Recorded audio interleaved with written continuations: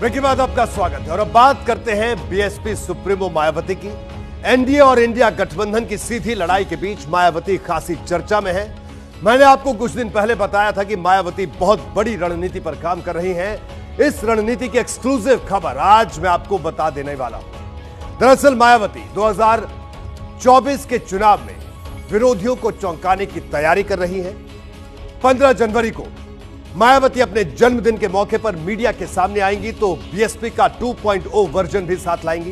15 जनवरी को मायावती पार्टी की वेबसाइट और एक ऐप लॉन्च करने वाली है। आपको बताता हूं कि बीएसपी 2.0 वर्जन कैसा रहने वाला है, यह भी बड़ा दिलचस्प है। जिस ऐप की मायावती लॉन्चिंग करेंगी उसमें वोटर्स का जियोग्राफिकल डिवीजन होगा। इसी डिवीजन के आधार पर पन्ना प्रमुख तय होंगे।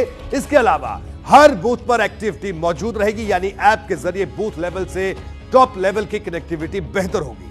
हाईकमान को जिस भी इलाके के बारे में जानकारी लेनी होगी उस इलाके पर जाकर क्लिक करना होगा और सीधे पन्ना प्रमुख का प्रोफाइल खुल जाएगा।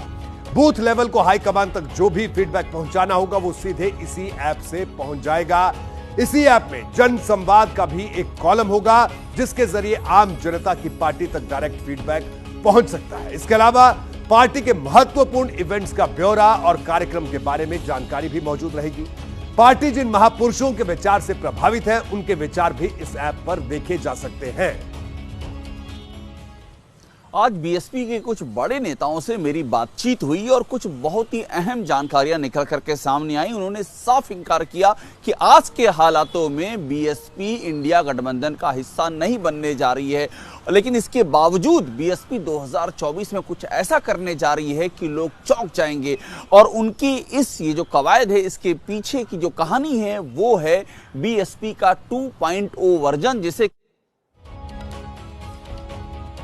तो हमारे संवाददाता अभिषेक उपाध्याय की जो बात हुई बीएसपी के कई बड़े रणनीतिकारों से, उसके बाद ये एक्सक्लूसिव खबर बाहर आई है। ये खबर देखने में बहुत से लोगों के लिए साधारण है, लेकिन इंडिया गठबंधन के लिए चिंता बढ़ाने वाली है, क्योंकि मायावती भले ही यूपी या दूसरे राज्यों में बहुत ज्यादा सीट न जीत पाए, लेकिन वोट फीसद के मामले में वो मजबूत कड़ी नजर आती है। यूपी में पिछले 4 चुनावों का आंकड़ा मैं आपको दिखाता हूं, उससे तस्वीर और ज्यादा साफ है। 2014 के लोकसभा चुनाव हुए तो बीएसपी ने बेशक कोई भी सीट नहीं जीती, लेकिन उसका वोट प्रतिशत 20% के पास रहा। इसी तरह 2017 के विधानसभा चुनाव में अकेले लड़ते हुए बीएसपी ने भले ही 19 सीट जीती हो, लेकिन उसका वोट प्रतिशत 22% के ऊपर रहा। 2019 के लोकसभा चुनाव में जब बीएसपी और एसपी का गठबंधन हुआ तो बीएसपी ने 10 सीटों पर भी जीत हासिल की और वोट प्रतिशत 19% के ऊपर रहा। यहां यह भी ध्यान में रखना होगा कि मायावती की पार्टी ने उस समय सिर्फ 38 सीटों पर चुनाव लड़ा था। इसी तरह जब पिछले साल यूपी में विधानसभा चुनाव हुए तो बीएसपी भले ही एक ही सीट जीत पाई, लेकिन अकेले लड़ते हुए उसका वोट प्रतिशत 13% के आसपास था।